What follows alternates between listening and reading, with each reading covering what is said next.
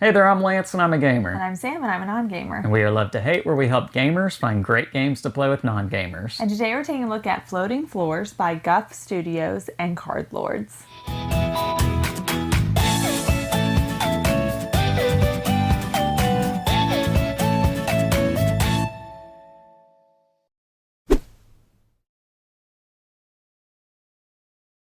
Floating Floors is a dexterity game in which you are going to be moving your ninjas throughout the playing area, trying to balance different cards on top of little wooden pieces, and ultimately trying to move your ninjas cleverly across those floating floors to get to certain spots on the board. First, gathering your tokens before the other ninjas are able to gather theirs. Now, in this game, you don't want to knock any of the floors down and cause them to fall over, because that will end your turn and you won't get to make any progress. This is a balancing game in which you have to very carefully decide where you want to place things to balance things out so that you can move about as freely as you can in this game. Let's go down to the table where I'll show you how this one works, and then we'll come back and share thoughts on it as a gamer and non-gamer.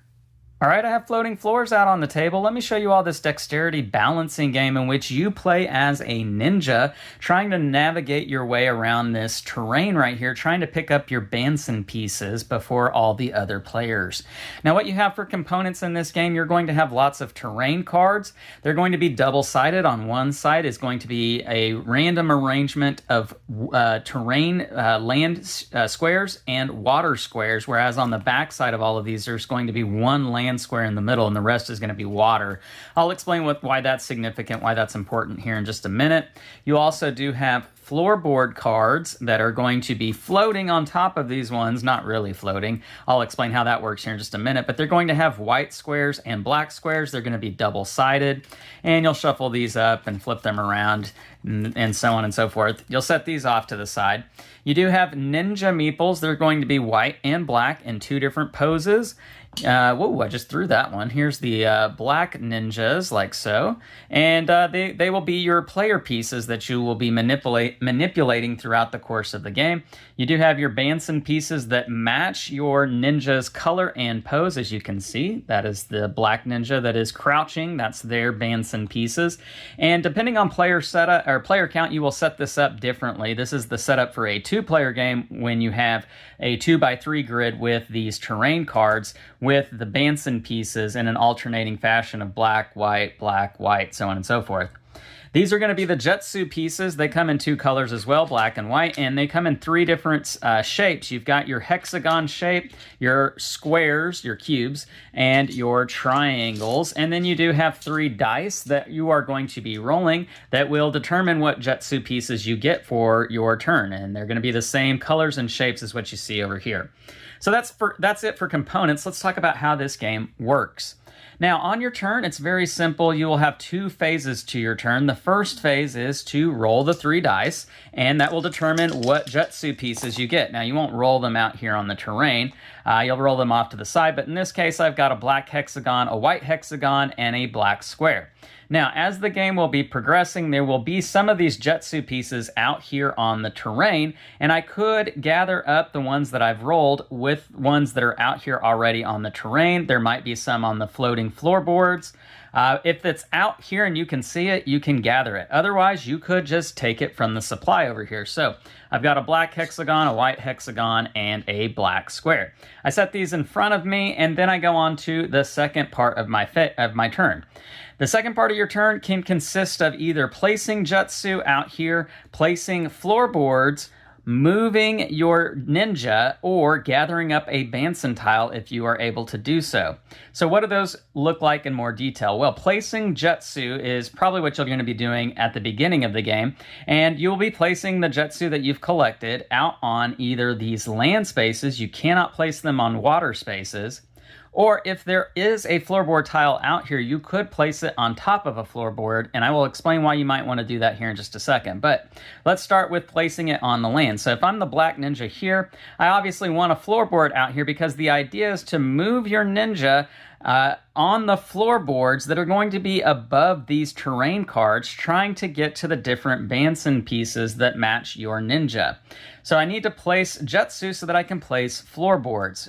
And so I might place a jutsu there, a jutsu there, and a jutsu there, for instance. And I can place these in any kind of orientation that I want. I could be placing them straight up, vertical like that. I could place them on their side. You get the idea.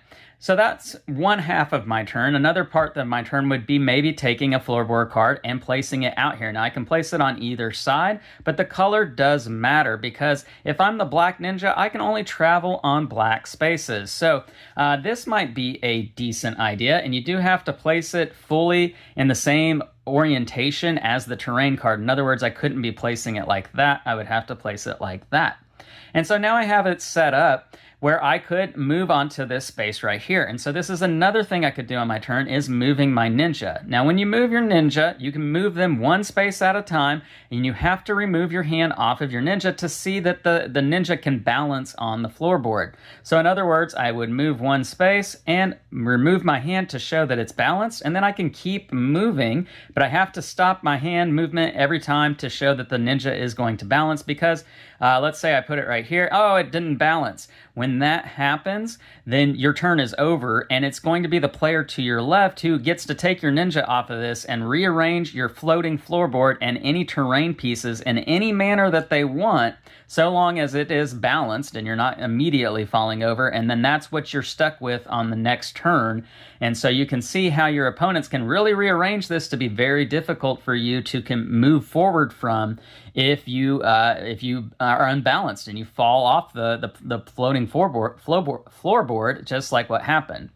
Now, you can only move up, down, left, or right when you are moving your ninja. You cannot move diagonal. So how do I get out of this arrangement? Well, that's where the different colored jutsu matters, because if I take a black jutsu and I place it on a white square, now obviously I got to keep it balanced. I could move my black ninja on top of a black jutsu that is on a white space, and unfortunately it's unbalanced, but you could get the idea there that if it were balanced, I could balance my ninja on top of this black jutsu, and that would act as though this space was a black space. And so that's the idea by moving your ninja. Now, ultimately what you're trying to do is to create a path that will ultimately lead you to one of your Bansens. And so again, we're going to just set this up real quick to show you how that might look like in real life, and where we would have maybe a black jutsu piece right there, so that I could have moved on top of that and then move there, move there, move there. And once you are adjacent to one of your Bansen pieces, then the last thing that you might do on a turn is to try and claim a Bansen. Now, in order to do this, you're going to reveal what is on the underside of this, and there are going to be dash marks on your different ninja tiles, and there's going to be 1, 2, 3, and 4 on them, and you want to try to collect these in order. And so this is, thankfully, my first one, so I can collect this. But first I have to pass a test, and that test is that you have to rotate the floating floorboard that you're on 90 degrees in the direction of the arrow. So in this case, that is clockwise, so I would have to rotate this 90 degrees clockwise, and oh, I fell down. And if you fall down, then you don't pass the test. You don't want to fall down. You don't want anything to fall over, and you got to place it like so. And again, everything has to balance, and then you can claim this. And so that is what you have to do. And if you are the player who can get all 4 of your tokens in order first, then you win the game. Now, a couple of other things real quick. As I mentioned earlier, you could take your jutsu pieces when you roll dice off of ones that are visible up above, maybe some that are on top of floating floorboards. So this is a way to kind of remove a pathway for your opponent. If you see that if I'm the white ninja here and I know that my opponent's going to maybe want to use that, I could take that off of there to keep them from being able to use it, and I could use this on my turn for something else. There is also several variants in how you could play this game. Once you've collected Bansen pieces, you can use them on your turn to be able to rotate the tile that you're on 90 degrees so that way that can maybe get you a little bit closer to where you want to be. It is a one-time use on your turn though, so you can't keep doing that over and over and over again, but that might get you to where you want to go faster without having to figure out all the balancing and whatnot. But pretty much that's the idea of this game. Again, to be the first player to get all of your Banson pieces in order makes you the winner, and that's how you play floating floorboards. Let's go back up top and share our thoughts on this one. And we're back, and now we're going to share our thoughts on floating floors from a gamer and non-gamer's perspective. So Sam, the first thing I want to talk about with this game is that, it's got this ninja theme, which is an interesting theme with it, and it does sort of feel themey with the fact that you're trying to be swift and agile like a ninja, and you're moving cleverly about the area. So the way the game kind of plays out brings out that theme. It looks like it fits the theme, like the artwork, that black-white kind of artwork. Yeah. And just the components of it all looks like it fits that theme. What did you think, first impressions, seeing this out on the table, kind of getting an idea of what kind of game this was? What were your first impressions? I mean, I think that it's on point for the theme. I think it does feel like you're a ninja. It's pretty easy to understand. The setup, you kind of, when you see the setup, kind of understand what's going to be happening with just the name and how it looks. I think it's just very clear, it's nice to be able to feel like you understand a game pretty early on. I think, in what you're saying, like, this game isn't pulling any tricks necessarily. Like, it comes across the way it is, right? Like, I think that makes sense. And when I first saw it, I was like, okay, I'm going to be balancing things and I'm going to be trying to move and that's pretty much exactly what it was, right? Now, I will say, and I think you would agree with me on this, this was not an easy game to be very good at. What was your experience like? I think it was easy to take that in this absolutely, game, yes. Which I don't like. And Lance went very easy on me in this game because I won because I royally screwed him over. At the beginning. Vicious, yes. It was on accident at first, but then I was like, well, that worked. Yeah, I'm going to keep doing that. Yeah. So it depends on who you're playing with because it can be very not fun for a non-gamer. You can be very brutal in this game. And make it very long. It can. It will drag the game out for sure. The box says 20 to 40 minutes. You're probably closer to the 40-minute. If you want to be very brutal, if you want to be very vicious in this game, you will get closer to the longer end on that. If you choose not to be, and if you kind of just play the basic mode in this game, then you will be closer to the 20 minutes. I will say you can accidentally be vicious in this game. I feel like that's how I did it. It was accidentally, and then I was just like, well, we're gonna keep doing it. Right. Yeah. Exactly.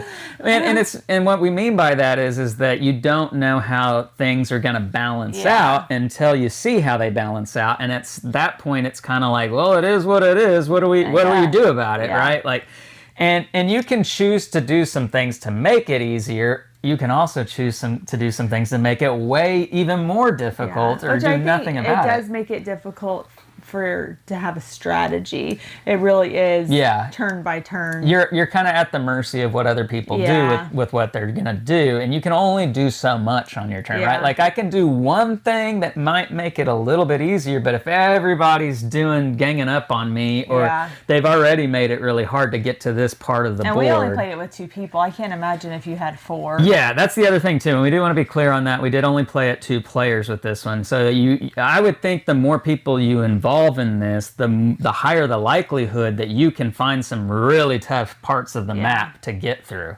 Now, that being said, I think the game does lend itself to be like, you can accidentally make things super easy too. Like, I think it could go either way. Like, you can make it accidentally be way too easy and make it accidentally way too hard.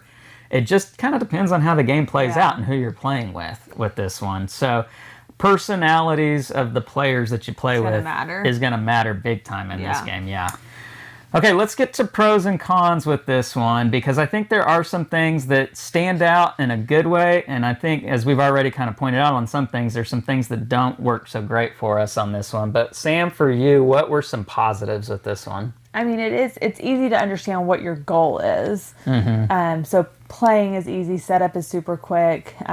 Ultimately, 40 minutes is not a long time for a game. So It's not. The grand scheme of things, it is a fairly short game as well. Yeah. So, and I think, the idea of what you want to try to accomplish in this one is very straightforward. You got to just get to certain spots to collect your tiles, rotating tiles to do that. It's a very easy idea. So to explain it and teach it to somebody doesn't take a whole lot of time. It's just not easy to make happen in the game, right? And so getting to some of our cons with this one, I don't want to... You go ahead and start, because I think I know what you're going to say, and I don't want to steal it from you. Well, I think to take that, like Lance said, somebody can be really vicious with this game, and that's just not going to be fun for a non-gamer. If you play with two gamers that are both competitive, both have that same mindset, then that might be really enjoyable for both of them. I could also see two non-gamers or two lower level gamers playing and not really wanting to take that, but it ended up being a little too blah. Yeah, too easy. Not much happened. Yeah. So I think it varies a lot. It's going to be very hit or miss. Yeah. I think, right? Like, there are going to be games where, because you have the right group of people and the way the game just played out, there was a lot of interesting things like, oh, tense moment, I wonder if I'm going to make it. Oh, I did make it. That's great. And then, oh, I didn't make it. Why? What happened? There's going to be games that are like that, where it's a hit, and then there's going to be games like what we're talking about that are just misses with this one. I feel like, for me, with this, getting the balancing just accurately right in this game is harder than what fun I get from it.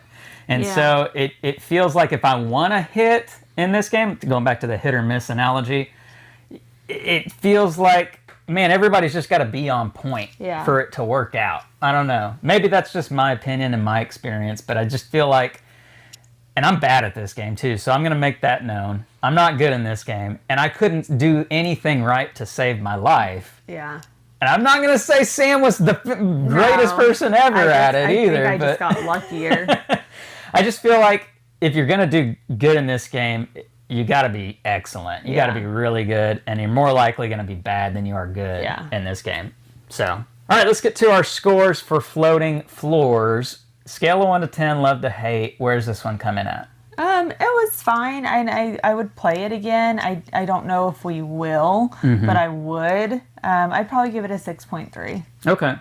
Yeah, I'm kind of somewhere in the same ballpark. I was thinking 6.5 for me on this one. There is fun to be had in this, and there are those exciting moments where you do place it and you think it's going to fall and it doesn't, or you think there's no way that's going to work for them and then it does, and you're like, how? It didn't work for me. Yeah. That's fun, but as we've already kind of mentioned, I think it's going to be more miss than it is hit with this game, for us anyhow. Now, your experience may be different, and if you like these kind of games where it is balancing and you have to be very accurate with where you place things, then this is going to be a good one for you. So you definitely want to check it out. The advanced mode does provide a lot of difference and variation with how the game plays out too, so you definitely want to check that out as well. So, the game is Floating Floors. It is from Guf Studios and Cardlords. Leave us some comments down below. Let us know what you think about this one. Make sure to like and subscribe and push that bell button so you get notifications of all our new content. I'm Lance. I'm Sam. And we are Love to Hate, where we try to bridge the gap between gamers and non-gamers. We'll catch you next time.